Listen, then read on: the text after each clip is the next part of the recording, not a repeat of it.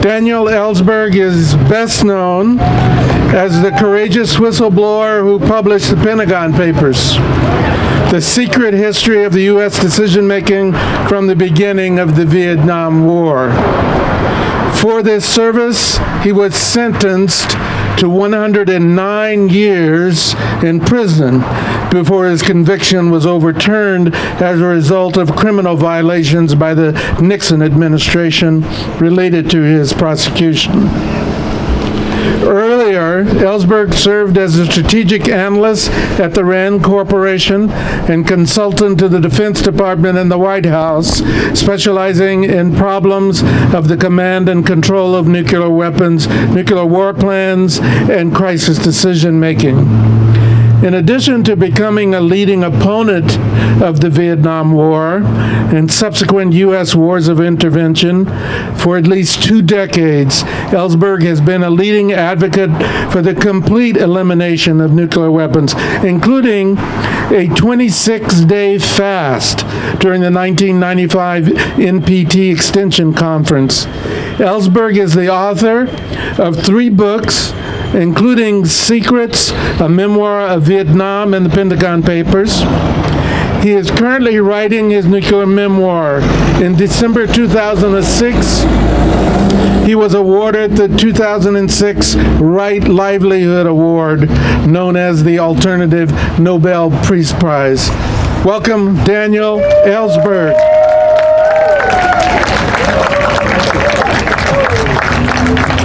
Thank you very much. One small correction. I wasn't convicted, actually, of the 115 years I was facing. The people who tried were sent from the White House to incapacitate me totally on May 3rd, 1972, or who had earlier broken into my former psychoanalyst office. They were the ones who were convicted.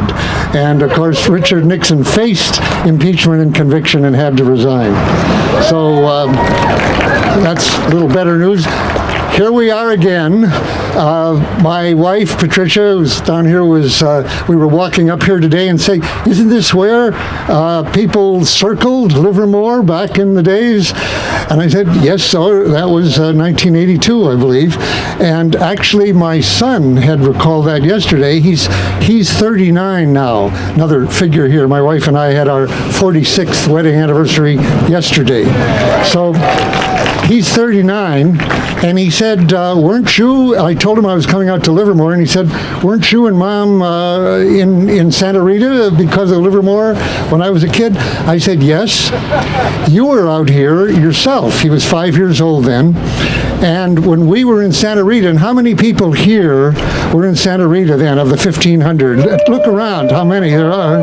Okay. I saw Gunther the Clown just 2 days ago, a few days ago in Petaluma, who had smuggled out an orange jumpsuit from prison when he was in with us. But anyway, I said, yes, you, when you were 5, he didn't remember this precisely, but he's seen the pictures of it, were in the line of people who encircled Livermore. I think it was organized by a Catholic worker or something like that. Encircled Livermore while we were in Santa Rita. And there was a picture of Michael, who was 5, in that line with a sign, "Free Mommy and Daddy. Stop the MX." Actually, we did stop the MX, amazing enough, if you remember that. Okay. A difference in our being here today from last year and the years before that is that for the first time I can remember, yesterday, the New York Times had an editorial. How many people here saw that? You've seen that? Just a few. Look it up on Google. For the first time, calling for ending a weapons system, the long-range standoff missile that will preserve the effective life of our penetrating bombers for another 50 years or so. That's the end of the nuclear age. And but calling for the consideration of eliminating ICBMs, William Perry's approval, and consideration of a no first use declaration by the president in his remaining months. I've never seen that before. That reflects the fact that our issues here, which we've been resisting so long, are on the front pages of the New York Times, not only on the editorial page and elsewhere, and for that we have to thank, and I do thank, Donald Trump.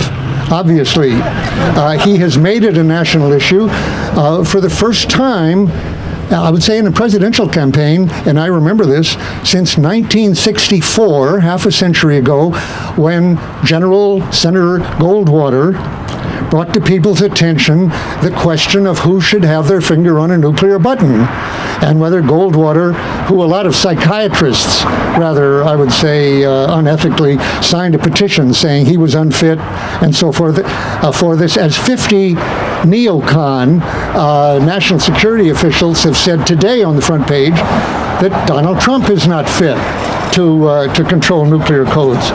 Well, as I say, it's brought the issue into public attention and raised the possibility of, I would say, a grassroots movement for the first time since the Cold War ended, and even before that, freeze movement. Now, here is Donald Trump, who not everything he says is wrong, actually, surprisingly enough.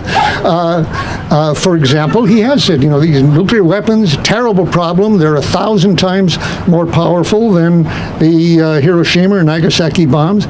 That's right.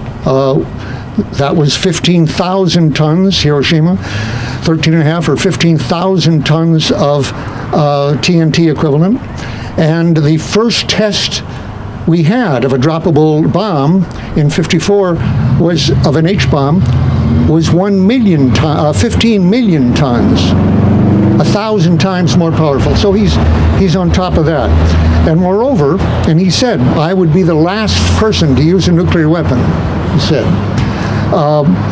Here's what he said in December 15th, 2015. The biggest problem we have, nuclear proliferation, and having some maniac, having some madman go out and get a nuclear weapon. That, in my opinion, is the single biggest problem that our country faces right now. Well, this campaign has awakened the American public precisely to that problem, obviously, as they see the possibility of a maniac getting control of the nuclear weapons, namely Donald Trump. Now, what gives them that impression? Well, here's a little dialogue between Trump and Chris Matthews, hardball guy, in a dialogue they were having. Matthews, where would we drop? Would we drop a nuclear weapon in the Middle East? Trump, let me explain. Somebody hits us within ISIS, you wouldn't fight back with a nuke? No, that's, of course, a disturbing thought that has attracted people's attention. Matthews, no. To drop a nuclear weapon on a community of people that are Trump. No, but you can't say, first of all, I'm not imitating him here, I can't do that. First of all, you don't want to say, take everything off the table. Matthews, no, just nuclear. Trump, because you'd be a bad negotiator if you do that. Matthews, just nuclear. Trump, look, nuclear should be off the table. But would there be a time when it could be used? Possibly. Then why are we making them? Not a bad question. Why are we making them? Matthews, so can you take it off the table now? Trump, because that's sort of like the end of the ball game. Matthews, can you tell the Middle East we're not using a nuclear weapon on anybody? Trump, I would never say that. I would never take any of my cards off the table. Matthews, how about Europe? We won't use it in Europe? I'm not going to take it off the table. You might use it in Europe? No, I don't think so. But I'm not taking, Matthews, well, just say it. I will never use a nuclear weapon in Europe. I am not taking cards off the table. Okay. Matthews, Trump, I'm not going to use nuclear, but I'm not taking any cards off the table. Now, that may sound peculiar, although that is our national official policy and has been for 70 years. Every president has refused to say no first use. Sole use is to deter nuclear attack. I will not initiate the use of nuclear war. Many people have urged them. Most countries in the world have urged the U.S. to say precisely that, and every president so far has refused to say that. Even when a few years ago, Germany was asking, in the front lines of the Cold War, after the Cold War, was saying, no first use. Get the weapons out of Germany and out of Europe. This was before the last year or so. And Madeleine Albright banged his head on the table. No, we can't say that. So how does that differ from past policy? Well, obviously, it sounds a little more worrisome when Donald Trump says it, because you can more easily imagine he's actually doing it, even though he says, I'd be the last.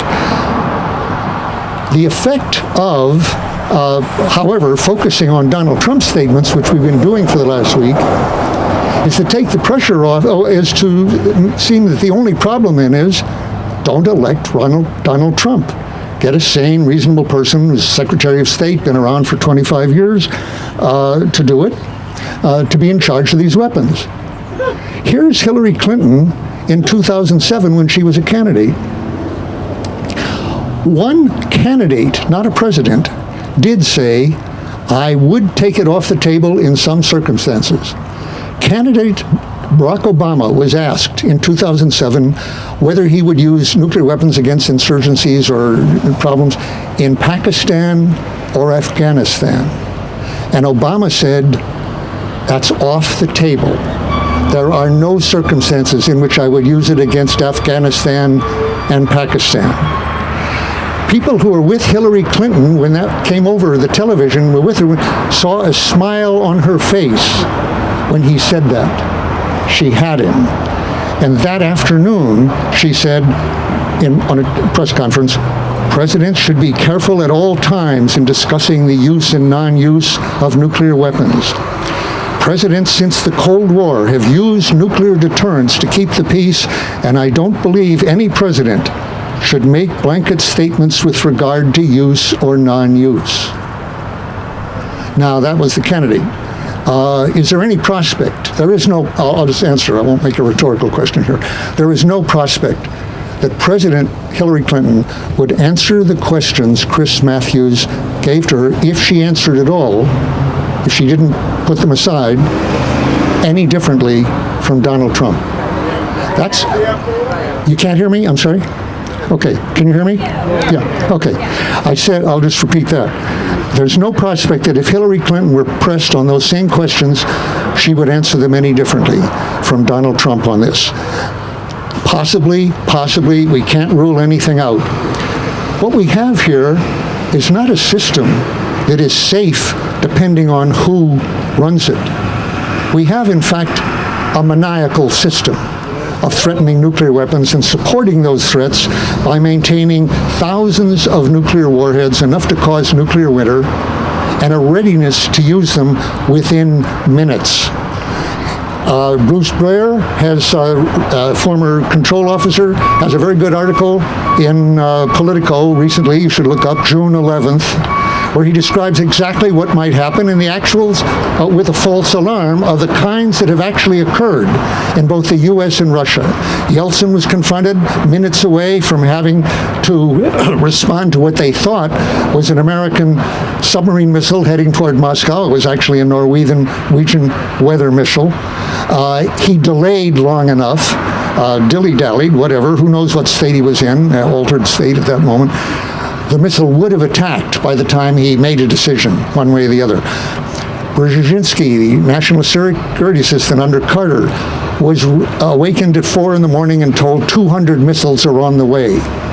That was confirmed. First, an attack is on the way. 3 minutes later, 200 missiles are on the way, and he was reaching for the red phone to wake up the president and tell him he must respond to these 200 missiles. Now, the question then raised by Hillary and by everybody else now is, do you want Donald Trump to decide in those 3 minutes, 4 minutes, 5 minutes, whether to end life on Earth? Because every one of the president's major attack options of responding to that would cause nuclear winter and end life within a year by nuclear famine after killing so many before that. This is not a decision that Hillary Clinton or Barack Obama or any other human in the world that's ever existed is able to cope with sanely. And the only sane way, well, I'll come to that in one moment. What if what if Donald Trump were confronted with that decision? Well, people, I think, are reasonably scared that if a national security assistant or in Yeltsin's case, the generals were saying, you must launch your nuclear weapons, he would not say, you're fired. He would say, fire. And it would be over, as he says, the end of the game, essentially. Trump has attracted attention to the craziness of our nuclear posture in a way, and that will not be cured. We will not get out of that simply by diselecting or not electing Donald Trump, although that is essential. The alternative is not, I'm sorry to say, Bernie Sanders or Jill Sanders or Jill Stein or Gary Johnson. It is Hillary Clinton. Was Hillary Clinton to be trusted with these weapons? No, I would say. Now, I haven't mentioned Barack Obama, who still has 5 months in and who has stuck with rejection of no first use at the pressure of his Defense Secretary, Ash Carter, right now. He hasn't overruled him. If Barack Obama should be asked these same questions at that point, and I would like to hear him say what Chris Matthews tried to get out of Donald Trump when he said, Chris Matthews says, just say it. Just say it. Yes, I would like to hear Barack Obama just say it. I will not initiate nuclear war under any circumstances, whatever, and be the first president to say that. He has 5 months, and we and the people, any impression we can make to press that on him is essential. I will not launch on warning. I will not initiate nuclear war under any circumstances. That's the first essential thing. And then the second essential thing is to dismantle the weapons that that support those weapons, getting rid of the ICBMs, first of all, the most vulnerable and dangerous weapons, and then the rest of them, mutually with this. We need to abolish nuclear threats and eventually, as quickly as possible, abolish the weapons. We need independence from a policy of relying on nuclear threats, which we have done for 70 years. Donald Trump did not initiate that policy. In fact, he had nothing to do with it. Each president in a row is responsible and complicit in carrying forth that policy, and it's got to change. Let it start here now. Thank you.